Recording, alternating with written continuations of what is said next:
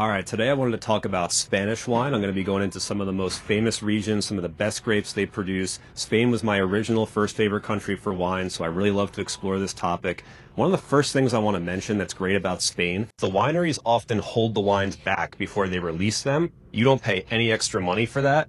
I mean, we've got current releases coming out right now.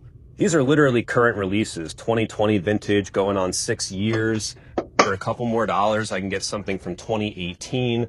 Obviously, if you're going with the Gran Reserva style, 2011.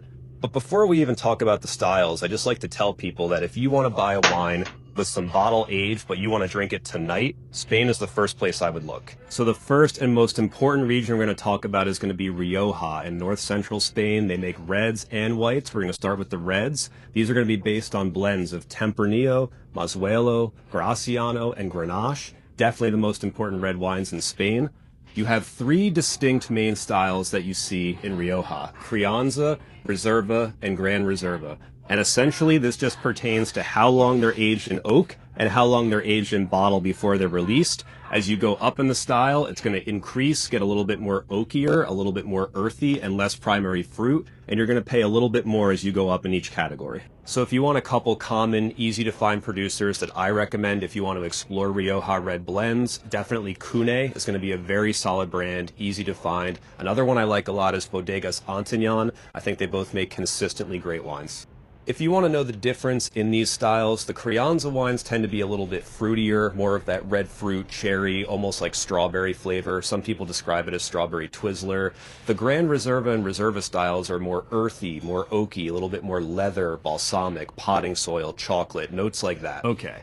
If you want to know the very best that Rioja has to offer, our Lopez de Heredia is going to be your top producer. I think most people would agree. These are fantastic wines. The more entry-level ones are pretty affordable, $30 to $40. If you explore the entire line, it's going to get pretty expensive. But once again, as I mentioned earlier, current release is the 2012 vintage. You're not paying any extra for that. It's just fantastic quality.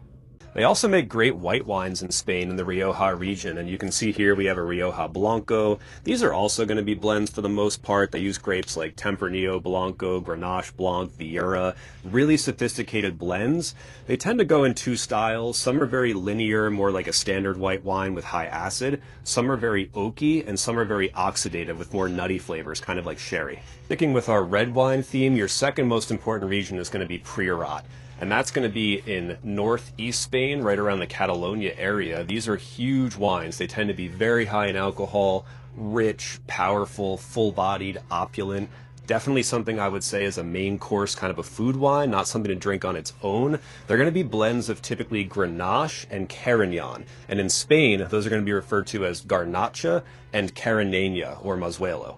If you're not familiar with Priorat, I would compare them to wines from the southern Rhone in France, kind of like a Côte de Rhone or a Châteauneuf-du-Pape. Similar grapes, and they drink very similarly. The one issue with exploring these wines is the price point. You have high-end ones, $85, $122, and even in the cheaper side, I mean, we have down here, $35, $34 down here. So they're excellent wines, but they come with really high price points to match.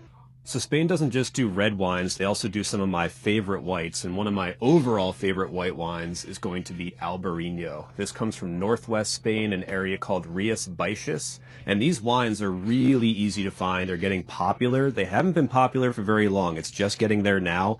Easy to find price points that are affordable. I mean, some of the common brands I see that are good, La Caña, this is going to be under $20. But as you can see down the shelf, I mean, we have tons for under 20. So if you want to explore this area, it's not going to hit your pocketbook too hard. You can do it very affordably.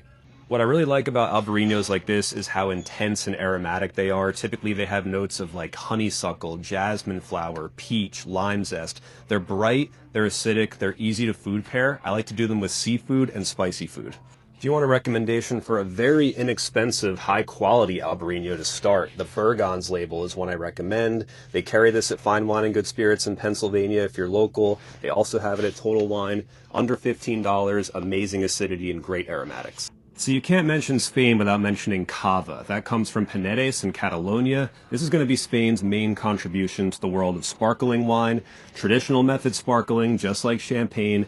So if you like champagne, but you want to drink it on a budget, including under $20, Cava's the place I would look. Additionally, if you're a Prosecco drinker, if you make mixed drinks with Prosecco, substitute it with Cava. I think it's a free upgrade for no extra money at all. So as I mentioned, one thing that's really cool about Cava is the price points. You have so many options under $20, and that's very common. But if you want a very special recommendation, Segura Viudas, this is pretty easy to find.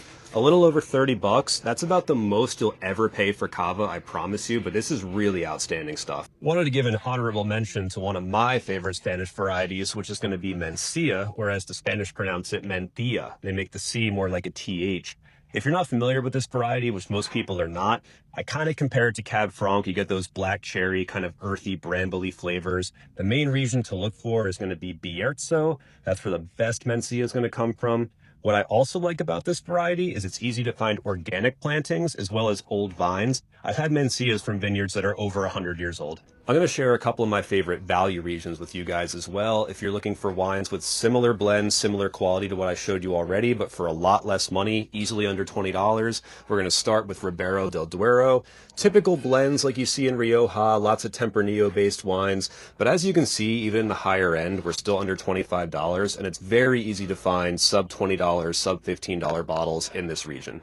My favorite value Spanish white variety is going to be Verdejo. And Verdejo is super easy to find under $20. You can see here we have one for 15, one for 18. The top region that I want you to look for is going to be Rueda in Spain. This makes the highest quality Verdejo. If you're not used to this variety, it's kind of like Sauvignon Blanc, acidic, herbaceous, very high aromatics. As you can see, even in the higher end, we have one right here, single vineyard, aged sur lees. That means aged on the lees. It's going to give you more texture, a little bit more aromatics as well. This is still $17 at full price, so it's a great value wine. So in my opinion, these are your most essential Spanish wine regions to explore. Let me know if you drink these wines. Do you like Spanish wine? What are some of your favorite producers? Let me know in the comments.